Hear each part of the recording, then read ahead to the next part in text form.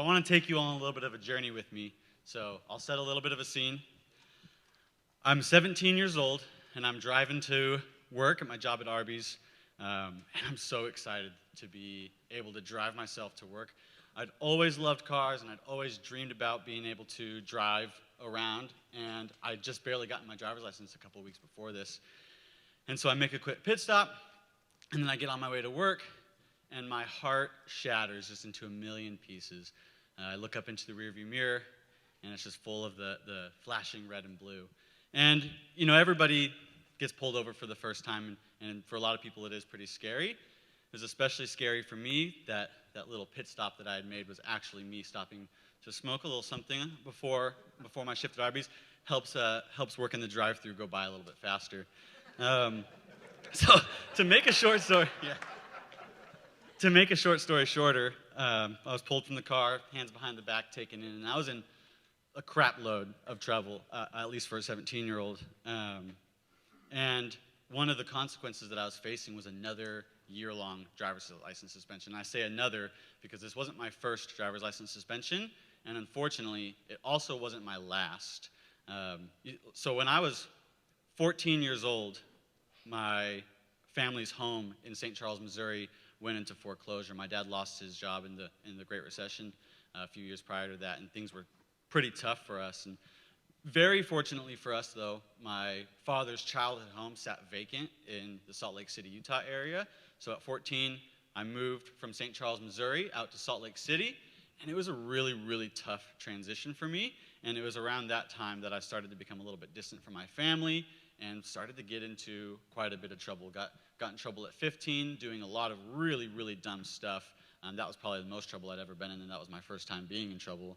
And unfortunately never learned my lesson. So now I'm 17, facing another driver's license suspension, and in the next 4 months after this, nothing really kept me from driving. I lost my license again, but I couldn't make a positive decision to save my life, so I continued to hop in. Late at night, I'd go for a drive, and I did that a lot. And most of the time, I didn't get caught. Most of the time. Got caught enough times, though, to rack up driver's license suspensions to last me until I was 21 years old.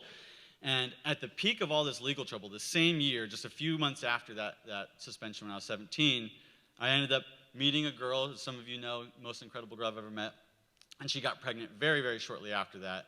And I was going to be a father. My first baby girl was born when I was 18 years old. And up to this point in my life, I'd thought a lot about how much the world was against me. Like, it really felt like something out there was pressing me down, was against me. And as I'm preparing for the birth of my child, and as I'm preparing to become a father, I realized that it wasn't something out there that was against me. It was something in here that was against me. It was me keeping myself down. It was me intentionally doing things that prevented me from getting exactly where I wanted to go. And so, again, as I'm preparing for the birth of a child, I decide that I'm going to begin making positive decisions. I don't really know what those look like, and to be honest, I'm still not perfect at it. It's been a work in progress ever since. But I realized how important such small decisions are. What time I'm going to go to sleep, what I'm going to be eating, the way I treat other people, and the way I view myself are decisions I began to make. And the first decision I made was I was going to be serious about my work. I was not in a position to graduate high school. I skipped class way too many times for that. And so I dropped out, got a second job, and so I'd wake up early in the morning, head into Jiffy Lube, change people's oil all day, sometimes getting covered in it in the process. I'd get off of that shift, and I'd go straight to Arby's, and I'd close Arby's, and I did that for quite a while before I finally made it and was promoted to assistant manager at Arby's with a $25,000 per year salary, and I began to feel like maybe I could afford the diaper bills that were starting to rack up on me. And then something a little bit unfortunate happened, and looking back on it now, I realize how fortunate it was. But the locally owned franchise that I worked for, and the guy had a couple of other Arby's franchises in the area, he decided to sell it to a much larger company, a company that had Arby's in many states, quite a few in many states, and they were based out of California. And as it got close to the official sale date, this company sent us a welcome letter. And basically the welcome letter read, "Here are the new lists of the policies, procedures, rules, and we expect you to comply with these things no later than this date. Otherwise, go ahead and see yourself out." And this welcome letter felt so cold to me. It felt like we were going to be just numbers on a piece of paper to these people. Them even calling it a welcome letter felt like a slap to the face. And so I did what they suggested, and I saw myself out. A good friend of mine worked at 1-800-GOT-JUNK in the Salt Lake City area.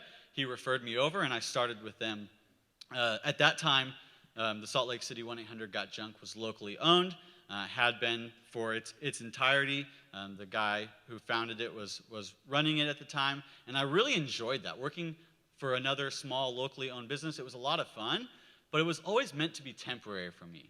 My actual goal, what I thought was going to get me closest to what I wanted out of life, and what I wanted out of life was to be able to provide for my family. I thought that was going to be as an electrician. My father was in a career tangent to electrician work, and that seemed like a really good path for me. So after about a year of working with 1-800-GOT-JUNK, I turned 21, which is, as you all know, is when I finally got my license back, right? And so I started to put in these applications for electrical apprenticeships, and never heard back. Might have had something to do with my checkered past, who knows. And then something else happened. I was pulled into the office of the business owner, and he let me and one other person know that he had made the decision to sell the business to who I knew as the Kansas City guys, and obviously we all know that's Southwind, right? And again, I was pretty nervous. I remembered what it was like to have a larger company with multiple locations purchase a smaller one, and I didn't want to be a number on a piece of paper. I didn't know a lot about myself at the time, but I at least knew that. I didn't want to be a number on a piece of paper. But one thing kept me interested, and that was that I had had the opportunity to meet Bryce Atangi in Chicago at the Junction-Led Management Development Program in 2018, and I knew I had a lot of respect for him, and I knew that he was going to be coming out to be the franchise partner in Salt Lake City. And what was really cool is he actually got the opportunity to come out 10 full days before the official change of ownership happened. The official change of ownership happened June 1st of 2018.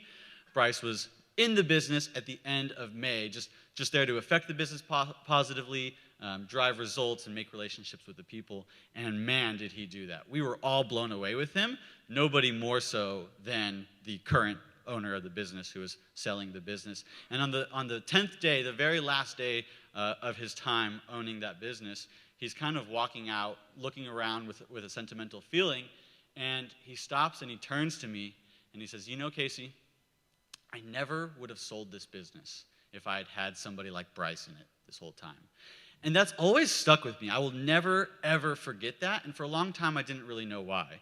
You know, over the next few years, I was able to benefit heavily from being a part of Southwind. I knew right away that I was bought in when I heard Bryce's story and I heard about the opportunities, and Josh and Tyler and quite a few people flew out to meet us, and they told us they weren't going to take anything away from what we were doing. They only wanted to add to it. And true to their word, they added to it consistently. Week after week after week, people poured into me and others in the system. Bryce stuck his neck out for me and invested into me heavily and developed me over time. And Aaron and LeDrew and Josh and Tyler all invested into me. And finally, I got the opportunity to become a franchise partner in Naples, Florida in 2021 at 24 years old.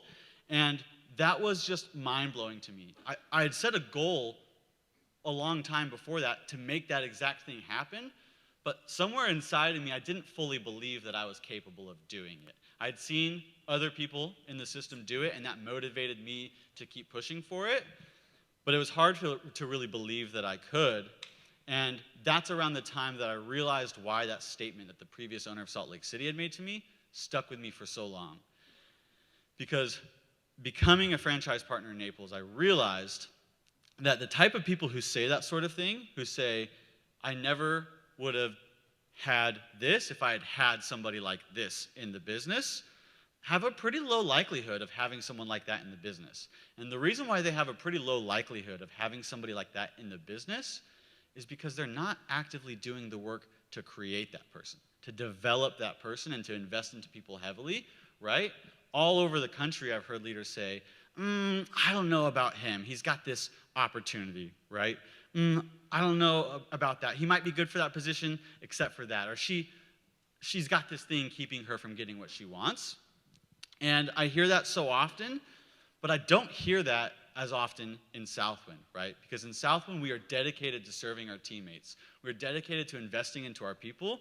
And so those opportunities oftentimes are the thing that create the strongest leaders. And Southwind is made up of people who are underdogs in their lives, people who are counted out.